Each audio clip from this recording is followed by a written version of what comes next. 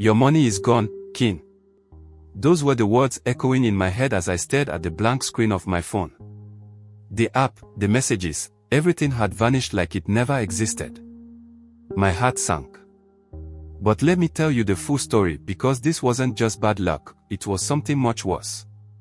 It all started on a hot afternoon, the kind where the sun presses down on you like a heavy blanket. I had been saving for months, working hard and cutting back on small things, just so I could afford something that felt like a big step in my life, a new laptop. This wasn't just any laptop. It was the tool I needed to expand my side hustle, a freelancing gig that would help me earn more and stop relying on borrowed equipment. I had planned everything out, but my savings were growing slowly. Too slowly. That afternoon, I was scrolling on my phone, as I often did when I was daydreaming about how to make my plans move faster. That's when I saw him. His profile looked sharp, professional, and promising. Let's call him Mr. Williams. His bio read, helping you grow your wealth safely and easily. 100% guaranteed returns. He had glowing testimonials beneath his post and screenshots of transactions showing people doubling or tripling their money in just days. It didn't seem like the usual shady stuff. Everything about it felt polished, almost too good to be true. Then he sent me a message. I didn't even reach out to him first, he found me. Hello, Kin. I noticed you're serious about growing your finances. Let me help you reach your goals faster, he wrote. His words felt personal, like he cared about my success. I was skeptical but also curious. Could this really work? Could someone actually help me make my savings grow faster? How does it work? I asked cautiously. I didn't want to sound too eager, even though I was. Simple, he replied. You make an initial investment, and in 2 weeks, you get triple the amount back. No hidden fees, no risks. I only take a small percentage of the profit after you've cashed out.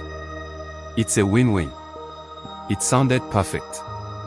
Almost too perfect. But then he added, I'm doing this to help people like you, young individuals trying to make something out of life. That part got to me. He made it feel like this wasn't just about money. He made it seem like he genuinely wanted to see me succeed. At this point, I was unsure. My logical side told me to stay away, but my hopeful side, the part of me that wanted to believe there were shortcuts to success, started to take over. I decided to do more research. I checked his page again. There were so many positive comments from people thanking him. God bless you, Mr. Williams, one person wrote. You've changed my life, said another. The screenshots of successful transactions looked real. I even noticed someone I vaguely knew commenting under one of his posts. It all seemed legitimate. Still, I decided to start small. I told myself, just invest a little. If it works, great. If it doesn't, you won't lose much. I reached out again. I'm interested, I said. But I'd like to start with 20,000 naira. Smart choice, he replied almost instantly. Send the money to this account, and in 2 weeks, you'll see your returns. He sounded so confident, like he had done this 100 times before. He even sent me a voice note, thanking me for trusting him and assuring me that everything was safe. The next day, I transferred the money. My hands were shaky as I pressed the buttons on my banking app. It felt like a big step, even though it wasn't my entire savings. As soon as I sent it, he messaged me back, thank you, Kin. Don't worry. You'll be smiling soon. Days passed, and I kept checking my phone, waiting for updates. At first, he messaged me daily. Everything is going smoothly, he'd say. Just be patient. I tried to convince myself that patience was the key, even though something felt slightly off. 2 weeks passed, and I didn't see anything. When I messaged him, he responded with delays, sorry, Kin. There's a small technical issue with the system.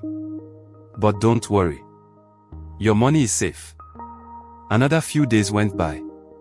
Then another week. My messages started going unanswered. His profile, once so active and full of updates, was suddenly quiet. When I tried to check it again, it was gone. Just like that, he had disappeared. I panicked. I tried calling the number he had shared, but it didn't connect. I went back to the testimonials and tried reaching out to some of the commenters, but none of them responded either. It hit me slowly, like a wave creeping up on the shore. I had been scammed. My 20,000 naira was gone. The laptop I had been saving for felt even further out of reach. I couldn't believe it. I had worked so hard, made sacrifices, and in a moment of hope, or maybe desperation, I had let it all slip through my fingers. The worst part was the shame. How could I have fallen for this? Me, someone who prided himself on being careful with money. At first, I didn't tell anyone. I kept it to myself, replaying the events in my mind over and over. If only I had stopped to think. If only I hadn't let my emotions cloud my judgment. But the more I thought about it, the angrier I became, not just at Mr. Williams, but at myself. I knew better. Deep down, I had known it was too good to be true. That's how scammers work, though. They don't just prey on greed, they prey on hope. They know there are people out there, people like me, who are trying to build something, trying to reach a goal, and they use that against us. They dangle a dream in front of you, make it feel just close enough to touch, and before you know it, they've taken everything. By the time I fully accepted what had happened, the anger had turned into resolve. I couldn't undo what had been done, but I could learn from it. And maybe, just maybe, I could help someone else avoid the same mistake. But that's a lesson I'll share later. For now, all I can say is this: when something seems too good to be true, it probably is. After the shock wore off, I knew I had to do something. But what could I do? The man who took my money was gone, his account wiped clean. Reporting to the bank felt useless because they would likely say the transfer was my decision. Still, I went to my bank and told them everything. As expected, they said there was little they could do but promised to investigate. Deep down, I knew it was a dead end. I spent the next few days researching scams like this one. I discovered that what had happened to me was part of a larger scheme called a financial scam. These scams target people who are desperate to grow their money quickly. I learned about red flags to watch for, like promises of guaranteed returns or pressure to act quickly. Looking back, all the signs had been there, but I ignored them. One thing stuck with me from my research: the idea that scammers prey on your emotions. They use fear, hope, and even trust to make you act without thinking. That's exactly what Mr. Williams had done. He made me feel like I was on the verge of something great, and I let that feeling cloud my judgment. It wasn't just about the money anymore. I felt a responsibility to share my story so others wouldn't fall into the same trap. I decided to talk about it with my friends and family. At first, it was embarrassing. I didn't want them to see me as foolish or gullible. But the more I shared, the more I realized how common this was. A friend of mine admitted that he, too, had been scammed in a similar way. Another told me about a family member who lost even more money to a fake investment scheme. The conversations helped me heal, but they also opened my eyes to how widespread this problem was. I knew I couldn't change the past, but I could help others by warning them. So, I started writing about my experience on social media. I shared every detail: the messages, the profile, the fake testimonials. I explained the warning signs and encouraged people to think twice before trusting someone with their hard-earned money. The response was overwhelming. People thanked me for being honest and vulnerable. Some shared their own experiences, while others said my story had stopped them from making a similar mistake. It felt good to know that my loss wasn't entirely in vain. As time went on, I became more cautious with my finances. I took a step back and focused on rebuilding my savings. It wasn't easy, but I reminded myself that slow and steady progress was better than risking it all for a quick win. I also started educating myself about personal finance. I read books, watched videos, and even attended a few free webinars. The more I learned, the more confident I felt about making smart financial decisions. The most important lesson I learned was this: there are no shortcuts to success.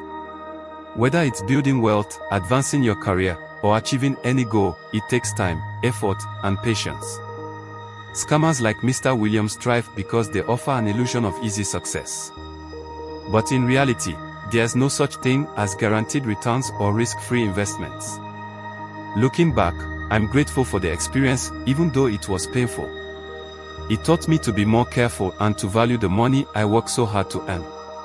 It also showed me the importance of sharing knowledge and supporting others. If my story can help even one person avoid a financial scam, then it's worth telling. So, here's my advice to anyone watching this: be cautious, do your research, and trust your instincts. If something seems too good to be true, it probably is. And remember, there are no shortcuts to financial success. Building wealth takes time, effort, and smart decisions. Don't let scammers take advantage of your dreams. Protect your money, and protect yourself.